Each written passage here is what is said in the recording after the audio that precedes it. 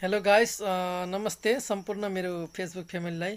तपाईँहरूलाई यहाँ हेर्नु त यो स्क्रिनमा देख्दै हुनुहुन्छ नि यहाँ, यो जो स्क्रिनमा देखिँदैछ, यो चाहिँ के भन्नुहुन्छ भने अहिले जो न्यू भर्जन जुन चाहिँ आएको छ, जस्तो कि यसमा लेख्नलाई जस्तै एउटा फुलहरू भएको यो जुन देख्दै हुनुहुन्छ र यस्तो खालको देख्दा तपाईँहरूलाई पनि यदि जरुरत छ या कसरी गर्नुपर्छ, कहाँ भेटिन्छ भनेर तपाईँहरू पनि यो सोचिराख्नु भएको छ भने यो भिडियो तपाईँहरूको लागि बहुत हेल्पफुल हुन्छ। यहाँ हेर्नु, म यहाँ देखाउँछु पुरा यो कसरी पाइन्छ, कहाँ सेटिङ गर्नुपर्छ, यो पुरा म यसको प्रोसेस देखाएर हाल्दैछु। यो भिडियोलाई तपाईँहरू सेयर गरिदिनु, जतिले पनि पाउनु भएको छैन उहाँहरूले पाउनुहुन्छ।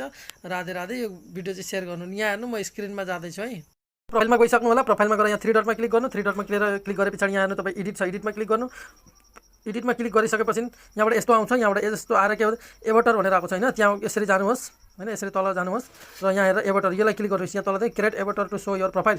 हाम्रो प्रोफाइलमा देख्नको लागि, यसलाई सो गर्नको लागि यहाँ दबाउनु। यहाँ देख्नुभयो नि, सोमा क्लिक गरेँ होइन। त्यहाँ क्लिक गरेपछि यसरी एकछिन अब उ गर्दैछ। त्यहाँबाट यहाँ आउँदैछ होइन, यहाँ हेर्नु त क्रिएट फ्रम सेल्फी भन्दैछ। यो सेल्फीबाट लिन सक्नुहुन्छ।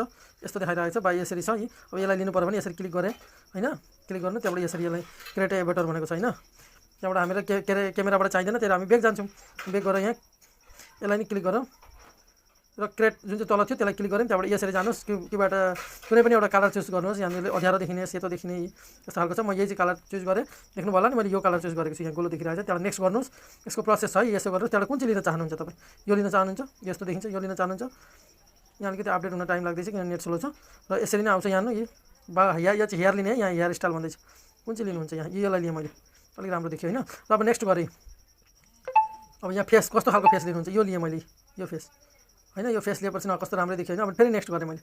नेक्स्ट गरेर अब मैले बडी कस्तो भ्यात्तो गर्ने, स्लिम यस्तो खालको मतलब आउँछ कि म चाहिँ यो सर्च गरेँ, उ गरेँ होइन। त्यहाँबाट यहाँ यसलाई कन्टिन्यू सेभ टु कन्टिन्यू गर्नु। एभटर सेभिङ भन्दैछ होइन। यो सेभ भयो, यस्तो खालको तपाईँको एभटर आयो। अब यहाँबाट कस्तो देखाउँछ भने नि त, यो अब कुन चाहिँ लिनुहुन्छ? यहाँ भयो तपाईँको ओके, अलरेडी सेभ भयो। र तपाईँ जस्तो कि म यो उसो लगाएको, कोट लगाएको, टाई लगाएको बनाउँछु भन्नुहुन्छ भने यसरी यहाँ सेभ गरिदिनु। यो सेभ भयो। अब तपाईँले जुन चाहिँ मैले देखाएको थिएँ, जुन चाहिँ सेभ गर्ने, यहाँ बेक गएँ होइन म। अब हेर्नु त, म बेक गरेर मेरो अब डाइरेक्ट बेक गरेर फेसबुकमा गएँ। फेसबुकमा गए पछाडि यहाँ फेसबुकमा जाने बित्तिकै अब के कन्टिन्यू भन्दैछ त, के अरे यहाँ कन्टिन्यू गरिदिनु भयो। यी लोडिङ भयो होइन। र रिट्राई भन्दैछ। नेटको अलिकति कुनै प्रब्लमै छ हौ मेरो। यहाँ आइसकेको छ, देख्नुभयो? यसरी आउँछ है गाइस। तपाईँहरू जान्नुभएको छैन भने यो यसरी आउँछ। र यो वाट्स योर माइन्ड, अब म यहाँ लेख्न सक्छु। यहाँ गुड इभिनिङ। अब यो पोस्ट गरिदिएँ मैले, देखाइदिएको यो एक्जाम्पल। यहाँ मैले डाइरेक्ट पोस्ट गरिदिएँ गुड इभिनिङ भनेर आयो मेरो प्रोफाइलमा।